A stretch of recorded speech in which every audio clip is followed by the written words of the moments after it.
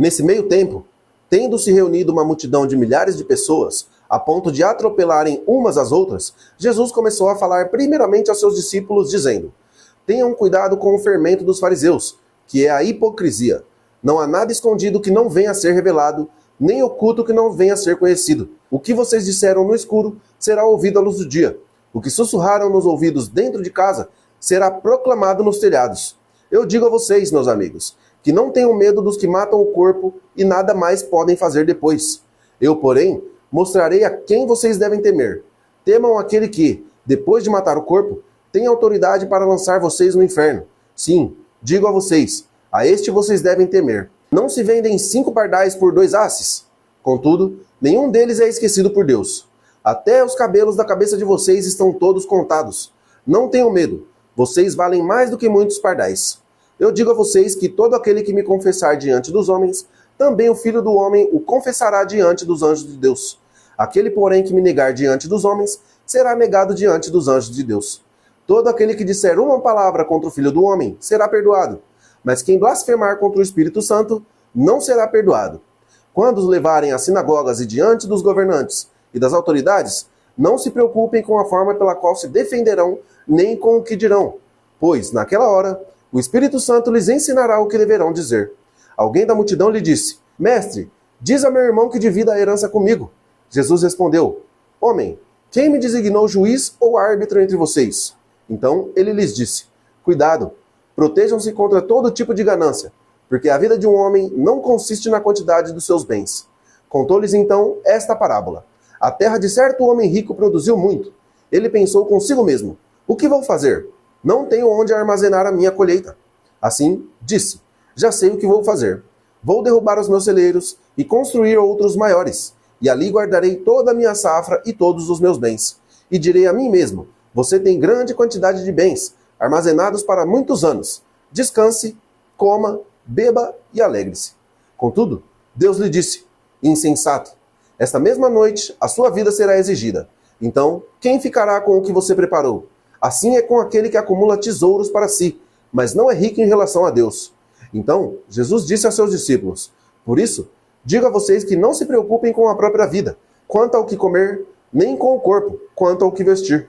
A vida é mais importante do que a comida, e o corpo é mais importante do que a roupa.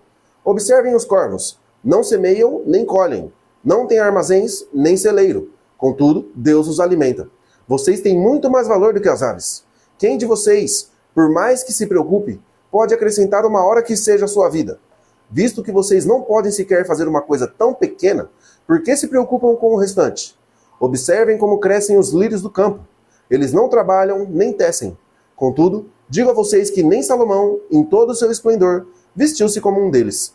Se Deus veste assim a erva do campo, que hoje existe e amanhã é lançada no fogo, quanto mais vestirá vocês, homens de pequena fé. Portanto, não busquem o que comer ou beber. Não se preocupem com isso, pois o mundo gentil é que corre atrás dessas coisas, mas o Pai de vocês sabe que precisam delas. Busquem, pois, o reino de Deus, e essas coisas serão acrescentadas a vocês. Não tenham medo, pequeno rebanho, pois foi do agrado do Pai dar o reino a vocês. Vendam o que têm e deem esmolas. Façam para vocês bolsas que não se desgastem com o tempo, um tesouro nos céus que não se acabe, onde ladrão algum chega perto e nenhuma traça destrói. Pois onde estiver o seu tesouro, ali também estará o seu coração. Estejam prontos para servir e conservem acesas as suas lâmpadas, como aqueles que esperam o Senhor voltar de um banquete de casamento, a fim de que possam abrir-lhe a porta imediatamente quando ele chegar e bater. Bem-aventurados os servos cujo Senhor, quando voltar, os encontrar vigiando. Em verdade lhes digo que ele se vestirá para servir, fará que se reclinem à mesa e virá servi-los. Mesmo que ele chegue de noite ou de madrugada, bem-aventurados os servos que o Senhor encontrar preparados. Contudo, entendam isso. Se o dono da casa soubesse a que hora viria o ladrão, não permitiria que a sua casa fosse arrombada. Estejam também preparados, pois não sabem a hora quando o Filho do Homem virá. Pedro perguntou: Senhor, estás contando esta parábola para nós ou para todos? O Senhor respondeu: Quem é, pois, o administrador fiel e sensato a quem o Senhor encarrega dos seus servos para lhes dar porção de alimento no tempo devido? Bem-aventurado o servo cujo Senhor, quando voltar, o encontrar fazendo assim. Em verdade lhes digo que ele o encarregará de todos os seus bens. Entretanto, Se o servo disser no seu coração, o meu senhor está demorando a voltar, e começar a bater nos criados e nas criadas, a comer, a beber e a embriagar-se, o senhor daquele servo virá em um dia em que ele não espera e em uma hora que ele não sabe. Ele o punirá severamente e lhe dará lugar com os infiéis. Aquele servo que conhece a vontade do seu senhor e não prepara o que ele deseja, nem o realiza, recebe muitos açoites.